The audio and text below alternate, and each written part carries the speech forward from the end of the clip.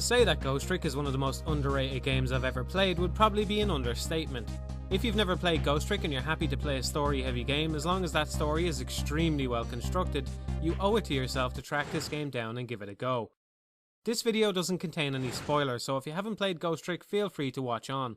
Be aware though that the less you know about this game going in, the more you'll probably enjoy it, so if you're already planning on playing it, you might want to watch this video afterwards instead. The game sees the player taking on the role of Sissel, a deceased man trying to figure out why he was murdered. In the process, it's up to him to save the lives of people by using his ability to go back to 4 minutes before their death and manipulate nearby objects. In a sense, it's not dissimilar from point-and-click adventure games where the player needs to discern the relationship between several objects in order to solve the puzzle. Unlike any adventure game I've played though, Ghost Trick cleverly adds another layer to the proceedings by restricting Sissel's movement to nearby objects. Just moving from one location to another as Sissel can be a puzzle in and of itself.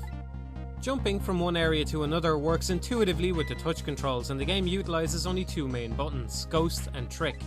Thankfully, there's also a display explaining what the Trick button will do on any given object, and it rarely has any ambiguity to it, allowing players to foresee what actions are available. The objective of each section of the game is always clear as well, so the player has a singular goal to work towards.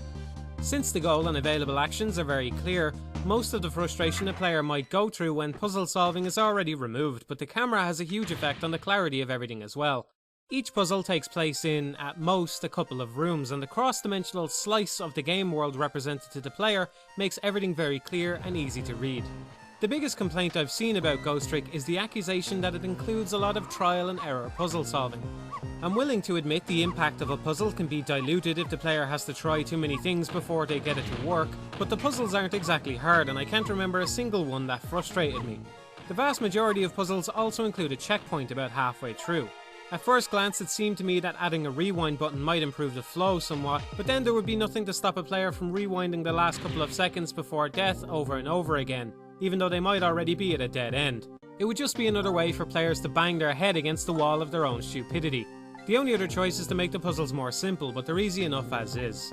One of the best general practices in game design is to try to only introduce new elements when the player is in a safe environment, so they have time to become acclimated to them.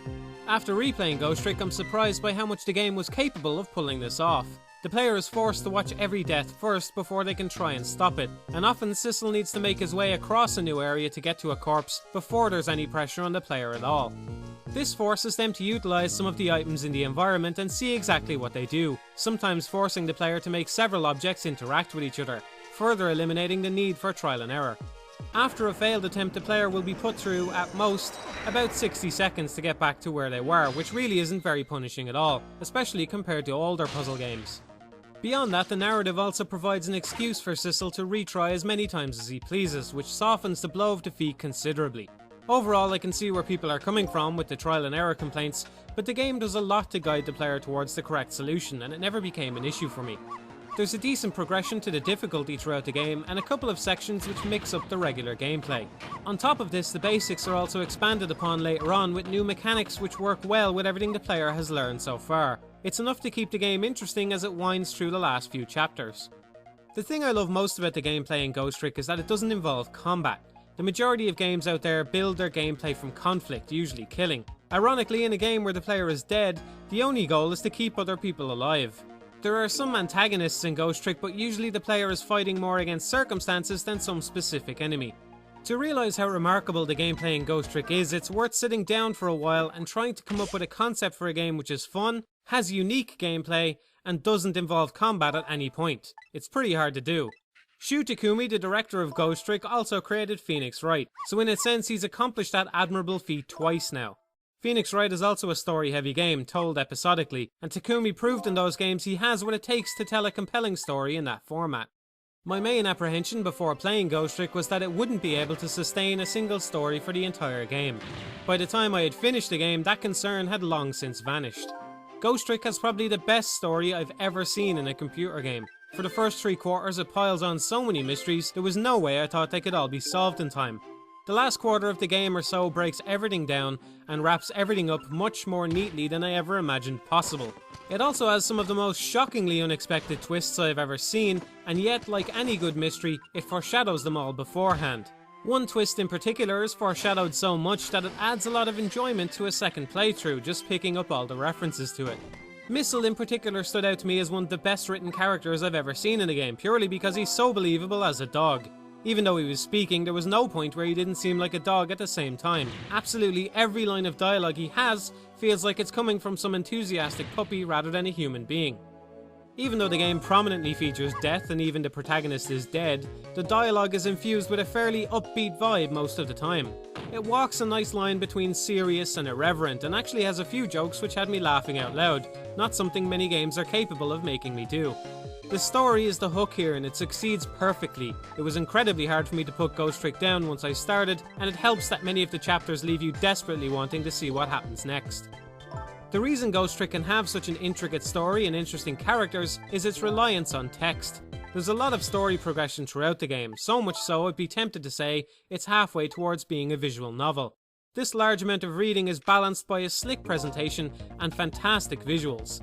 I think the spotlights are a particularly clever way of lending the game some flair, energy and focus without having to change the perspective at all. The backgrounds are also very detailed, and everything has a nice cartoony style with a slight noir influence, which is very cohesive. It's the characters where the game's visuals truly shine. The animations are wonderfully fluid and the game plays to its strengths by showcasing them very well.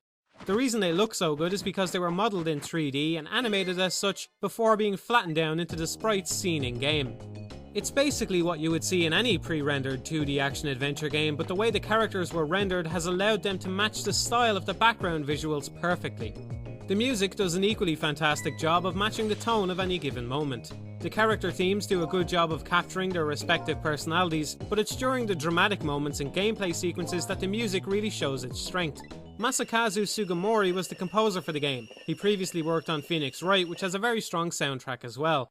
Judging by these two games, I feel he takes more care than the average game composer to understand how the game works and what exactly is going on during each particular sequence before composing the music. I don't know how true that is, but at least it shows how highly I think of the soundtracks he has created. There's some simple pacing going on in the audio during gameplay. The regular gameplay music has an allegro version, much like the Phoenix Wright games. This, combined with the panic-inducing music which plays seconds before death, allows each scene to build up to the crucial moment.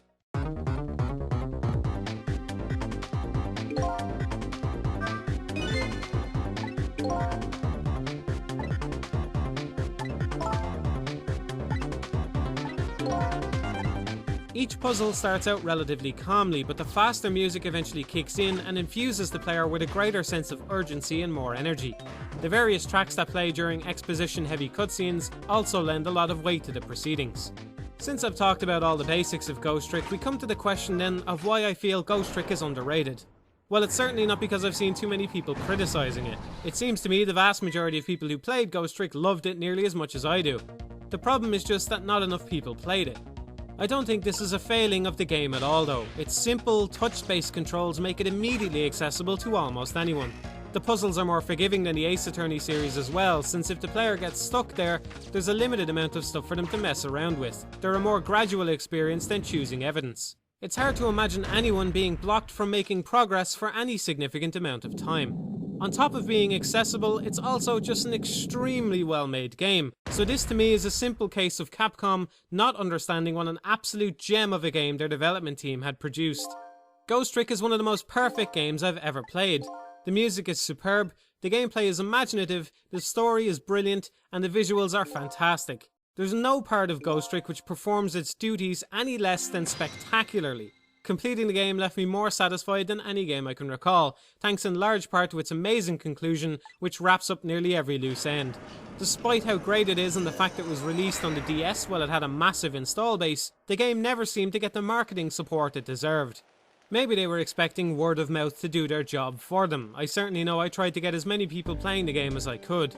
The only reason I even found out about the game in the first place was because I was on the internet looking for more information on Phoenix Wright. If a game like this can nearly slip past my radar, even though I check for games-related news daily, then that's a massive failing on behalf of Capcom's utterly inept marketing division. They may not be the only ones to blame, however, since it's likely piracy impacted sales as well. It's only seemed to get more and more rampant the longer the DS has been out. I'm sure plenty of people played Ghost Trick by pirating it, so let me just say, if you're one of those people who pirated Ghost Trick and enjoyed it without paying anything for it, you represent a huge part of the problems facing the games industry. The games industry is a place where you vote with your money, plain and simple.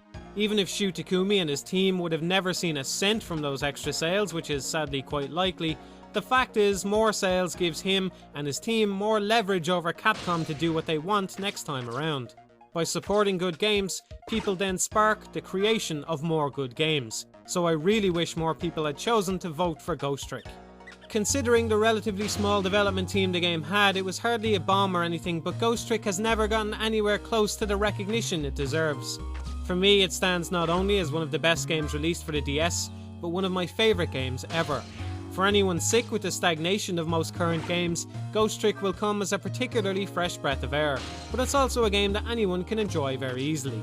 I can safely recommend Ghost Trick to absolutely everyone, and I can only hope the Ghost Trick team gets another chance to impress me again with something this incredible.